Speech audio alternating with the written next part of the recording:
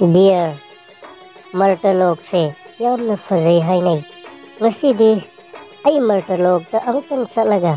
Martalok ki fazabasing ado yeng lukige haina lepe. Nang leramog ko.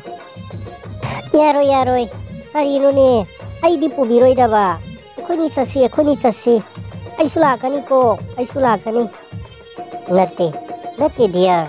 Ay hana magkasalago yeng lukige. Kanana. Nupiang ang hekta hana puro sa pasibo. Ang nadeda nanggo. Ay hanang kasalayang kige. Yar.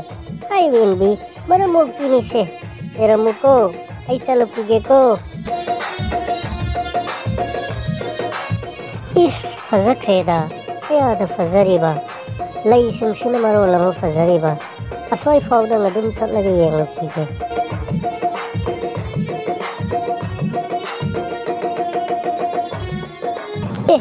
Kanano o sadhu baba ni tana sadhu baba singdi masagi oijaba kana ba puda magthadok laga lining laba miyoy singni yam nungai re sadhu baba mathenga base ahan ba oina sagalok tagi lakpada sadhu baba mathenga base nungai re ai mangonda khoram lage mahaki thaujal ni rage sadhu baba nanai na khoram jari Nanay bo ang tatawjan pibiyo ay hak sargalok tagilak panine.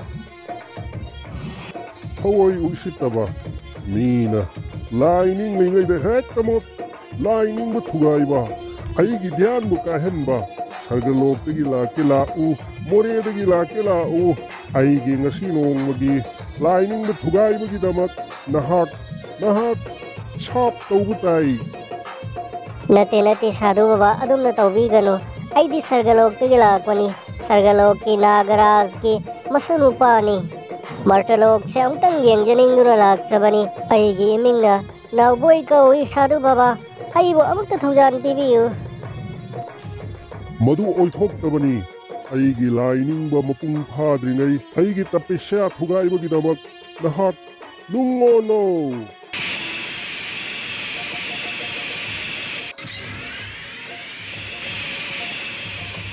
Sadhu baba malairi maki marata sangsil lage hekta hang lagi sadhu baba kai gumba abata hang jage sargalok tagi nagaraj ki masunupa nauboy ko ba ama swaida kal uram lakambra lakpaga thengnabra hang jage tawbani lai bema nasak na taw na fajari ba mahak na ay gi lining ba tapisya thugay mo gidamak ay na sauduna mahako nung olo hay na sab tawbani mafam aduda layriba nung ado nauboy ni no sadhu baba pumnamak mangle pumnamak tayo na re sargalok tagi martalok se yinging do na chat khiba nungon do na leramle sadhu baba mahako amuk hanna mahaki asyeng ba sagtam aduda lakhan biyu ne ay koy sargalok ta amuk thuna hanjak khage.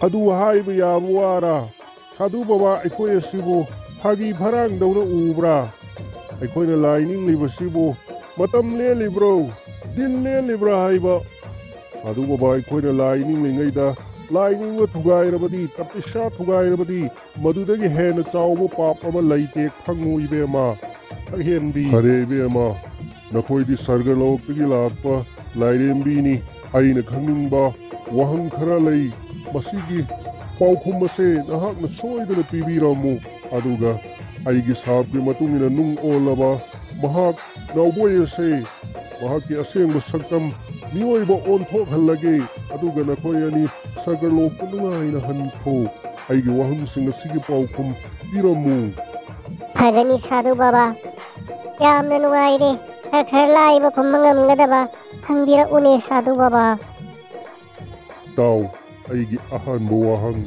nungsa mangalda phaniyamna kanghallabasu kuina yayrabasu kangu hayba sungyayadaba karino hayu sadhu baba adudi humang ni ne humang saubani ne sumi adudi hayro sahenbi isingda thazarabasu ising marit amat chotpide karino Sadhu Baba adudi thau ni ne thau Sumi mathanggi ahum suba wahang munataro asangba oina layubani angangba oina sai angauba oina langthokki karino Sadhu Baba adudi tarabus ni ne tarabus nungairi sakhenbi ibema aigi wahangsing asige paukum nangna loina sumna piri Haujikti nahaki nauboi ase mi onthokpage ko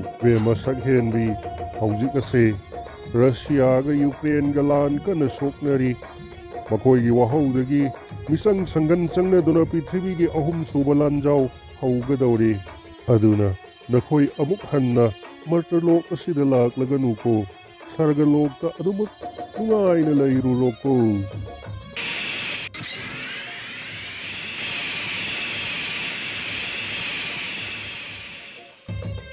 Sangai cartoon channel na tabi di bapun na magpo amo na taram log sari akoy na mamangga samsak ki ba kong adudi sat ki ba matamda makong nipan pan ba aduga halak pa na makong anida magpan ba karino hay na hangjak ki ba ni masigi asum ba paukom amata hangja di masigi asum ba paukom di mau hay ba di kanya tin ba ni niyoy marina dolaida Hinba matamda makong nipan pali aduga kanya aduna mapamda muk halagpa matamda makong anidang pali makong anina halai aduna luhong bagi kanya hinba aduga kanya aduna mapamda muk halagpa masina pakong adugi asumba pakom ni adudi mayam nasigi sangai cartoon joy ba ano mo pakong ama muk janjarake masigi pakong nasigi asumba pakom mado amenda fong biro o Nupi amana masamang na poksaba